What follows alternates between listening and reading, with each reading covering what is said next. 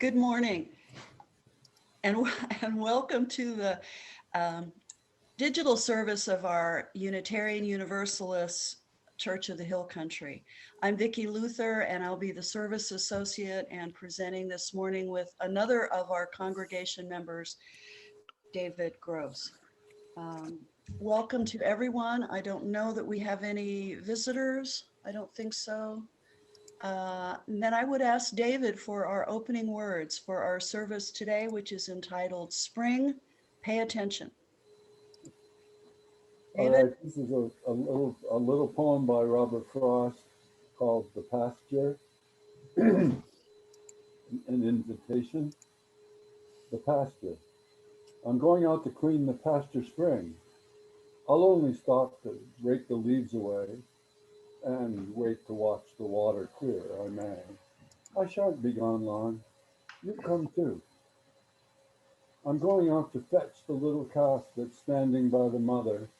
It's so young it totters when she licks it with her tongue. I shan't be gone long. You come too. Thank you. Any announcements from anyone? If so, you can put them in the chat box or wave at Justin and he'll recognize you. And my announcement is this. I apologize for, I have a very assertive cat this morning that, no, she just keeps standing on my papers. If there are no announcements, we'd like to light our chalice now to bring us into a shared and sacred space. Day breaks on our gratitude for family and for friends, for the freedom to find our own truths, for the company of those who gather here, and the promise that we offer one another. Let the lighting of day bring the grace of love into our lives.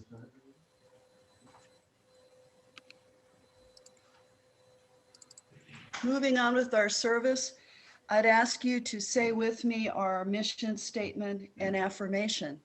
These words are important to our company together here. And as we all know, words are important. So Justin, if you would post the mission statement and affirmation, I'd ask you to read with me, even though my voice is probably the only one you can hear. Our mission statement.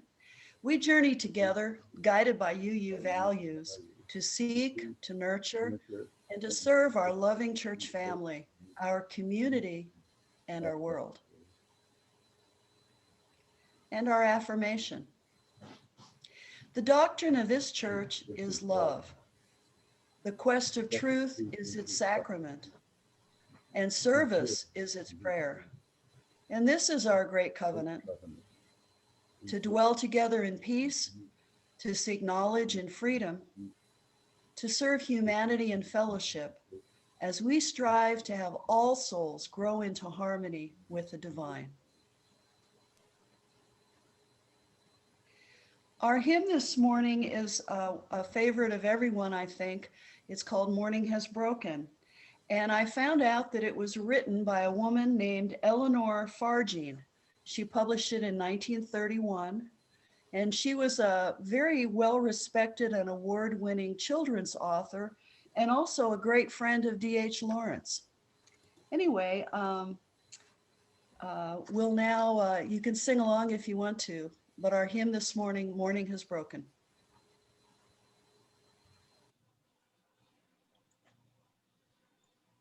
Okay, anyone else?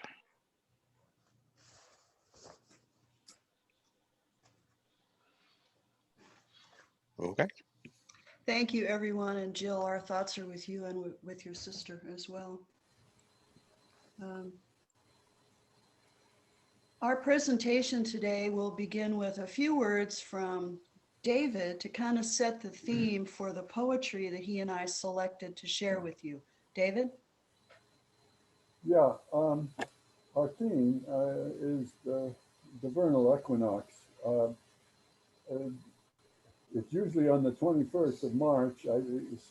Yesterday, this year, it came on the 20th. It varies back and forth. So there's the autumnal equinox on September 21st. So the vernal equinox is known, of course, as the first day of spring. I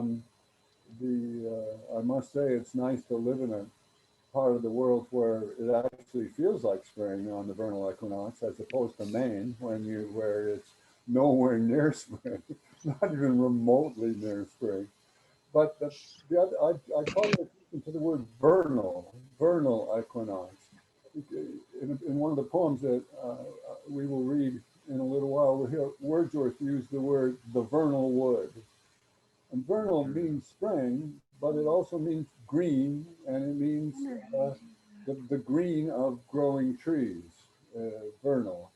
And so this sense that's of spring and rebirth and reconnection with nature, having been indoors for so long, especially in the more wintry climates, that we reconnect with nature in spring and feel ourselves part of it again. And there's great joy in that, and great renewal, refreshing of our spirits. So that's what we tried to echo in the poems that we selected for today. Great, thank you. My cat Loretta and I will begin now. Sorry about that.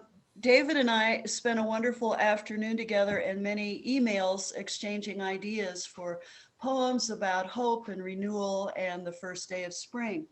And as you may have predicted, my first poem is by Billy Collins.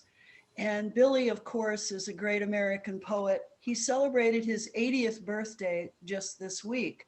And also just this week, received yet another prestigious award, the Mark Twain Poetry Award for contributions to humor. So here's a poem by Billy Collins, and it's called Today. If ever there were a spring day as perfect, so uplifted by a warm intermittent breeze that it made you want to throw open all the windows in the house and unlatch the door to the canary cage. Indeed, rip that little door from its jamb. A day when the cool brick paths and the garden bursting with peonies seemed so etched in sunlight that you felt like taking a hammer to the glass paperweight on the living room end table, releasing the inhabitants from their snow-covered cottage so they could walk out holding hands and squinting into the larger dome of blue and white.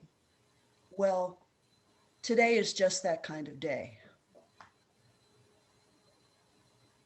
So, we, Vicki and I thought we would try to say a little bit about each other's poems, so to speak, in response to each other's poems. And the one thing I'd note, and I can't, it's my English teacherliness, and I'm sorry, I apologize for it, but that wonderful poem is all one sentence.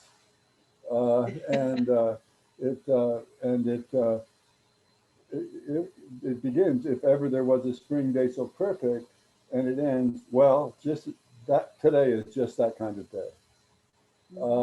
So it brings us through all that she suggests, the poet suggests, and then says, well, that's this day. And the releasing of the figures from the snow paperweight, whether you turn it upside down and the snow falls on it, to release those little figures into the world and where they become real people enjoying the same springtime that we are. It's a wonderful little fantasy.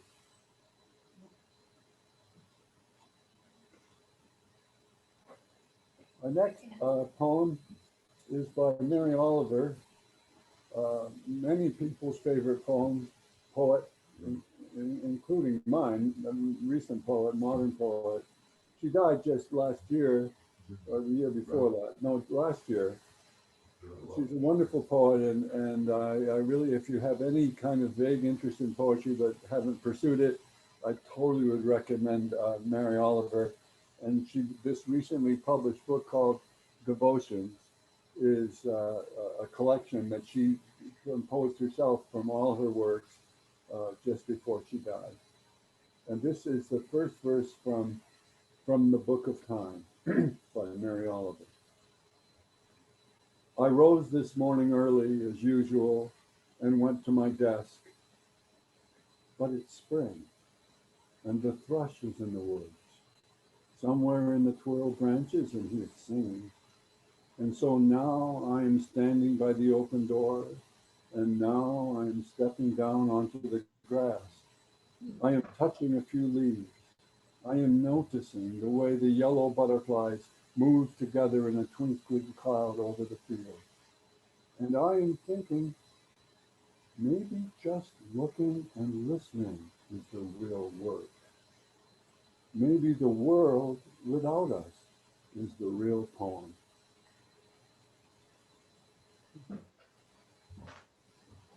You know, Emily Dickinson once said that you could tell something was a poem if it gave you chills or shivers. And every time I hear that poem, that maybe looking at the world, looking and listening, that's the real work. David and I decided to call this service, It's Spring, Pay Attention, because I think we both believe that paying attention to the natural world, the world around us, that as our UU value says, the interconnected web of all being, that's the real work. And every poet we read today will say that in some way. I'm not sure any says it better than Mary Oliver. Thanks. Our next poem is one that I will read, and it's by E.E. Cummings.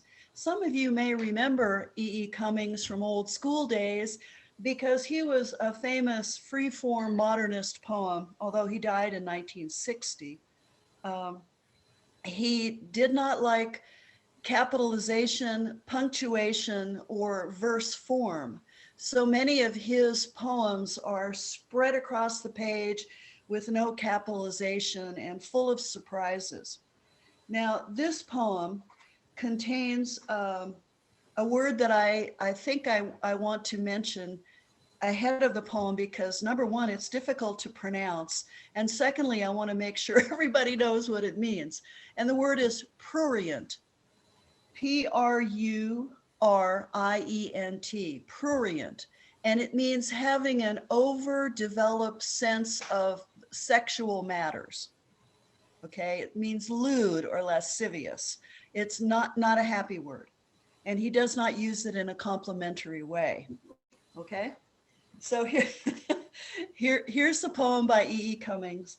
It's called "O Sweet Spontaneous Earth." O sweet spontaneous earth, how often have the doting fingers of prurient philosophers pinched and poked thee? Has the naughty thumb of science prodded thy beauty? How often have religions taken thee upon their scraggy knees, squeezing and buffeting thee, that thou mightst conceive gods? But true to the incomparable couch of death, thy rhythmic lover, thou answerest them only with spring. Answers them only with spring. This critique, which is good, you will find picked up in the next poem by Wordsworth, "The Table Turned," when he says that the earth has been the fingers of prurient philosophers have pinched and poked.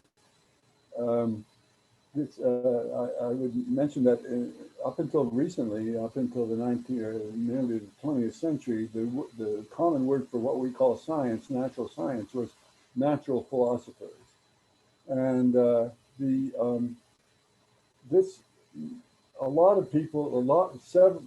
several poets who celebrate the joys and beauties of nature and how important it is for us to feel our connection to nature, have this critique of organized wisdom that comes from books and the kind of unthinking unthinking relationship to, or unfeeling relationship to nature that is on the part of scientists and others who just treat it like a natural resource. Um, and I think that Cummings here is playfully um, making that contrast between saying, "Oh, we don't need all that the philosophers tell us. Our answer is spring."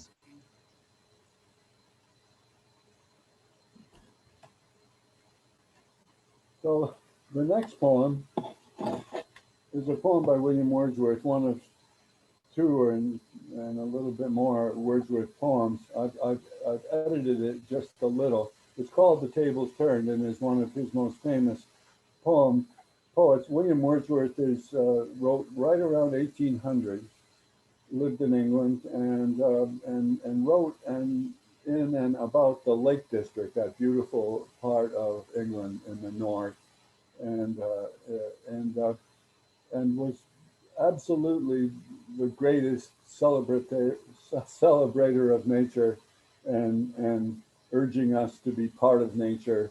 Uh, it comes in all his works. And then in this one, which is actually slightly playful, he's talking to a philosopher and an intellectual, desk bound, and urging him to change his ways. Two little things. Um, he mentions two birds, and they're words that are not familiar to us. I just want to mention one is a linnet, which is a finch, a common finch in England, much like our house finch that are very common here in the hill country. And then the other bird that he mentions is the throstle, which is just an old-fashioned word for thrush. And the thrush are those beautiful singing songbirds that we all enjoy. A robin is probably the most common thrush, and but the particularly mellifluous songs. So the table turned. Up, my friend, and quit your books, or surely you'll grow double. Up, my friend, and clear your looks. Why all this toil and trouble? The sun above the mountain's head, a freshening luster mellow, through all the long green fields has spread, his first sweet evening yellow. Books, 'tis a dull and endless strife. Come, hear the woodland linnet, how sweet his music. O my life, there's more of wisdom in it. And hark, how blithe the throstle sings. He too is no mean preacher. Come forth into the light of things. Let nature be your teacher. One impulse from a vernal wood may teach you more of man, of moral evil and of good, than all the sages can. Sweet is the lore which nature brings. Our meddling intellect misshapes the beauteous forms of things. We murder to dissect. Enough of science and of art. Close up those barren leaves. Come forth and bring with you a heart that watches and receives. Nobody like Wordsworth. The line, the line that always strikes me in that poem is, "We murder to dissect." Over intellectualizing the whole, turning away from books and sages to learn what nature has to teach us. It is the same thrush that Mary Oliver was listening to when she says, maybe the work is to look and listen. And I believe it's 200 years apart. It's the same message from the poets. I want to share with you a poem by a modern American poet named Amy Gersler. Amy has won the National Book Critics Award for Poetry. She's actually sells quite a bit of poetry. Like a best-selling author. And she's alive and well and living with a husband and dogs in San Francisco. Her poem is called In Perpetual Spring, and it follows this same theme of what we can gain from interacting with nature. So, In Perpetual Spring by Amy Gersler. Gardens are also good places to sulk. You pass beds of spiky voodoo lilies and trip over the roots of a sweet gum tree in search of medieval plants whose leaves, when they drop off on the ground, turn into birds, and colored carp if they plop into water. Suddenly, the archetypal human desire for peace with every other species wells up in you. The lion and the lamb cuddling up, the snail and the snake kissing, even the prick of a thistle, that queen of the weeds, revives your secret belief in perpetual spring, your faith that for every hurt there is a leaf to cure it. That's wonderful. For every hurt, there is a leaf to cure it, which you see connects to the Wordsworth and all these poems, that nature is our cure. It's what we need in order to cure what's wrong with us, not in our relationship with nature. And I love the way the supernatural sort of, or the imaginary, the leaves that drop off the tree and turn into birds, meaning they're flying, of course, if they fall on land, and colored carp if they plop into water. Isn't that great? That's what you might see with your imagination. And if there's one thing these poets want us to do, is to value imagination and to value what you can do with your mind beyond just simple perception. And one more Wordsworth. This is one of his most famous poems, I Wandered Lonely as a Cloud, and that many of you perhaps studied in school. It's famous for its evocation of daffodils, and I wanted to say a word or two about those daffodils. We know daffodils, of course, as a garden flower that we plant in our garden beds and hope that they come back, survive the summer and come back. Ours didn't. But in England, in the Lake District, and I also saw it in northern France, daffodils are wildflowers. And you see great thousands of them at a time, exactly like the bluebonnets. Like when you drive through and see that whole wave of blue next to the road. The daffodils are like that. You're just thousands at a time. And that's what Wordsworth is just talking about in this poem. I wandered lonely as a cloud that floats on high o'er vales and hills, when all at once I saw a crowd, a host of golden daffodils beside the lake, beneath the trees, fluttering and dancing in the breeze. Continuous as the stars that shine and twinkle in the Milky Way, they stretched in never-ending line along the margin of a bay. 10,000 saw I at a glance, tossing their heads in a sprightly dance. The waves beside them danced, but they outdid the sparkling waves in glee. A poet could not but be gay in such a jocund company. I gazed and gazed, but little thought what wealth this show to me had brought. For oft when on my couch I lie, in vacant or in pensive mood, they flash upon that inward eye, which is the bliss of solitude, and then my heart with pleasure fills and dances with the daffodils. God, is there anyone who doesn't love that poem? I think the message here is not only the experience of nature, but the treasure it gives us to that inward eye that is the bliss of solitude. It's that once you have that encounter, once you engage with nature, it's yours forever and yours to call upon in solitude, in darkness, and in difficult times.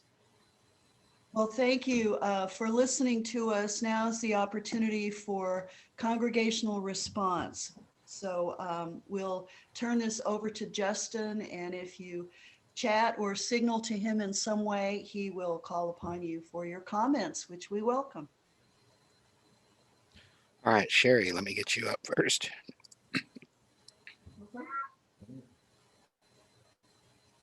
There you go. Well, I just think I think it makes a big difference when you hear a poem read as opposed to just reading it. There's something about the voice, I think, that and the intonation of hearing it read is so much more than just trying to read it yourself. I enjoyed that a whole lot. Thank you. Thank you. Yeah, let me mention that when I would be teaching poetry to students who weren't interested in poetry and would tell me they didn't like poetry, I would say, well, are there any songs that you like? And they had to admit there were. And because a song is a poem. I mean, I don't mean it resembles a poem. It is a poem. And all the poems that we read today are called, because they're relatively short, they're called lyric poetry, which connects them to the lyrics of a song. And poems were meant to be read aloud. And historically, they were always they date to pre-literate times when people couldn't read, and everybody enjoyed their poetry by hearing it read or recited. So you're absolutely right. That connection is too bad that a lot of people only see a poem on a page, because when you hear it, it's so different. All right, Susan, and then I'll get to Jill next. I thought this was delightful, just delightful. I don't spend a lot of time in poetry, but when hearing it, when you read it, it's so uplifting. It's so very uplifting. And I thought, exactly what Sherry said, since I don't read poetry that much, that when I do, I need to read it out loud. Yes. That's when your voice to your ear, even if you can't read it to someone else, you're reading it to yourself. So thank you so much. So uplifting. Thank you. Thank you. All right, Jill, go ahead. Well, as Oh, hang on, Jill. I cut your microphone accidentally. Hit the wrong one. Oh. Okay. Here we go, Jill. Now you should have the prompt up. all right, third time's a charm. Sorry about that. Okay, thank you, Vicki and David, for this service. It was wonderful, and I agree with Susan on that. But even in poetry writing workshops, you are taught to read your own poetry out loud as you are writing it.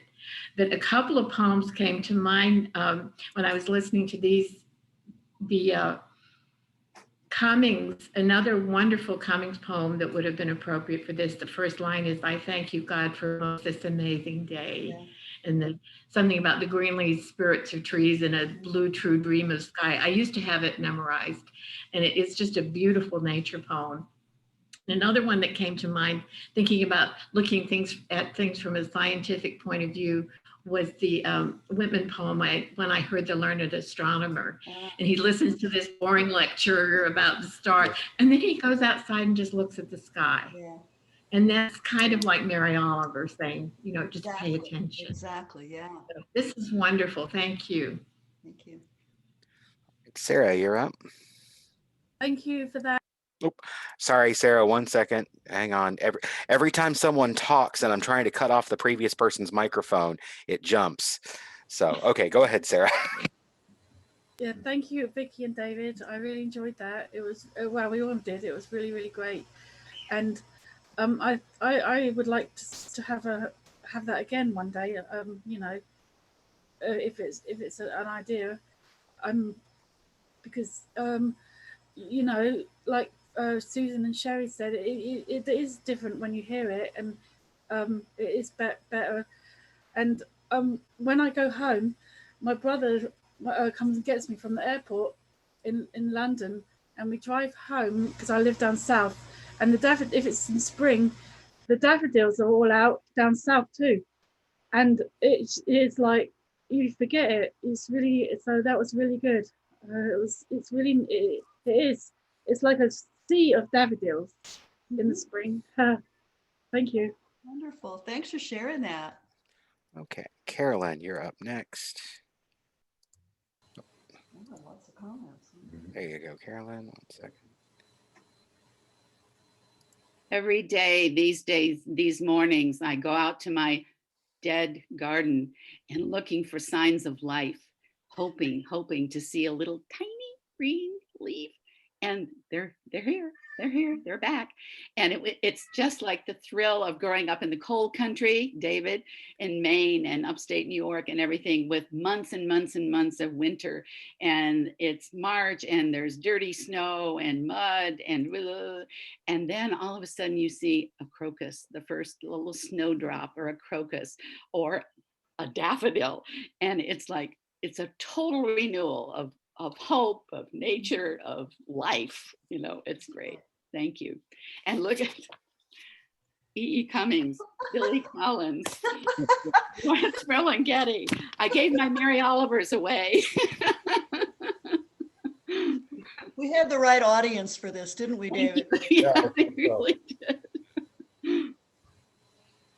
I was going to say there's another Cummings poem. Since we mentioned Cummings, there are many Cummings poems that would be relevant for our theme today, and just others that are just great, fun poems. But there's one that begins in just spring and Just continues on about spring and about the joys of spring. So Cummings is, and he's often a favorite with students, partly because he has some very humorous poems and is very playful. His attitude toward language is very playful and makes it fun. All right, Carolyn, 1 second. Let me get your mic back on, and then I'll go to Linda. Okay. I have E.E. Cummings was one of my favorites, and I went through my E.E. Cummings phase where I never capitalized anything for a long time. I wrote everything in lowercase, and I found this. It says, "Touching you, I say, it being spring and night, let us go a very little beyond the last road. There's something to be found." Mm. All right, Linda, you're up next. 1 second here. I want to look at this service as a gift. I think, having heard Vicki talk about it, it was a gift for David and Vicki to go through. What did you say? 30 poems? Yeah, around that. We had a grand time. And then it was a gift you gave to us. And Donna is the first one on the Sunday Service Committee that said we needed to start thinking about our services as gifts. Sometimes they're a gift for the presenter, and sometimes they're a gift for us, and sometimes they're both. This was both. Thank you very much. Thank you, Linda.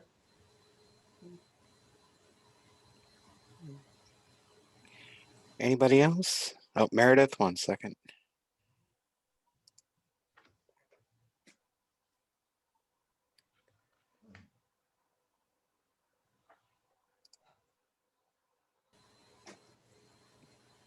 There you are. All right. One of the most important things in my life are word pictures. And of course, poems like you both read today are so filled with word pictures. And I also appreciate very much, I enjoy very much hearing the reader or someone who is taking part in reading poetry with the reader comment on the poem and talk about how they see it. It brings new word pictures to me, and also and just broadens the ones that I have. In doing a lot of writing, word pictures are just everything. And while you sure found the right ones this morning, And what was said about writing in the lowercase, I have for years found it very hard to sign my name, especially when I'm typing it, with a large M. And it just seems like, I don't know, pretentious or something. Why do I need a large M? And I'm so much more comfortable writing my name all in small letters. And I wonder if maybe I read, something Cummings when I was really young. Meredith, you are a large M. You are. Thank you. All right. Anybody else? Oh, Sherry, let me get you back up here. Turn off my. With the daffodils, that was a pretty meaningful thing for me, because when I lived in California, we lived in a small community up in the mountains, and we decided to have a celebration of life for anyone that transitioned. And so we would have a celebration of life in our local community hall. And then we would all go out and plant daffodils on this hill, and we called it Daffodil Hill. And it got that idea from the poem, because you never saw a whole bunch of daffodils at once. And this hill over the years would sprout new and new and new daffodils. And we just thought they were lovely. And it brought a remembrance to the people that weren't there anymore. And I thought that was a pretty special way to celebrate a person that was leaving. And the second thing I have to say is about Ferlinghetti, Lawrence Ferlinghetti. He was a beat poet from San Francisco.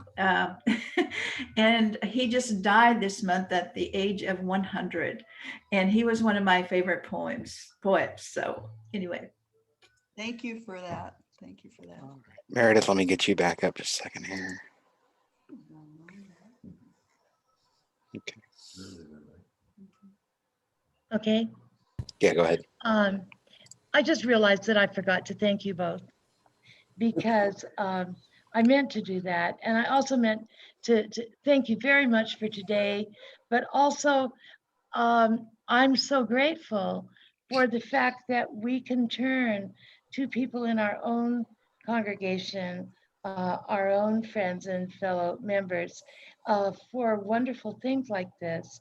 It is so special to be in a congregation of people who not just understand and enjoy poetry and writing and all types of creative things, but who can offer it themselves. And I'm so grateful for that. Nice.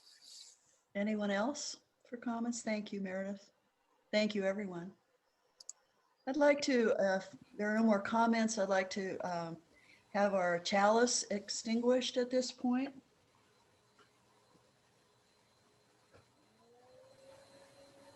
I think we're going to see that. Yes. As we extinguish our chalice flame, knowing that the earth is our home and that we have too often abused and poisoned it, let us in quietness consider how we might be part of making it more beautiful, more healthful for all living things. Knowing that each of us has some sorrow hidden within, let us consider in quietness how we may reach out to one another with our smiles, our hand clasps, and our encouraging words. I'd ask David now to share with us some closing words for this service. David? By way of closing, I want to just read the last few lines from one of Wordsworth's most famous poems, and is one of his longest poems, longer poems, called Ode Intimations of Immortality. Some of you may have read it in school. It contains the famous line, though nothing can bring back the hour of splendor in the grass, glory in the flower. And it's a meditation, the whole poem, on loss, a kind of loss of childhood innocence, but what remains. that is precious and wonderful. So these are the last few lines from old Intimations of Immortality. The clouds that gather round the setting sun do take a sober coloring from an eye that hath kept watch o'er man's mortality. Another race hath been, and other palms are won. Thanks to the human heart by which we live, thanks to its tenderness, its joys and fears. To me, the meanest flower that blows can give thoughts that do often lie too deep for tears.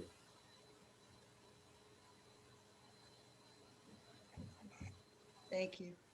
That ends our service and commentary. Thank you all for sharing so much. The rest of our time together is open discussion. And I think Justin kind of takes charge of that. And special thanks to David. I enjoyed this so much. Yeah, me too. Back at you.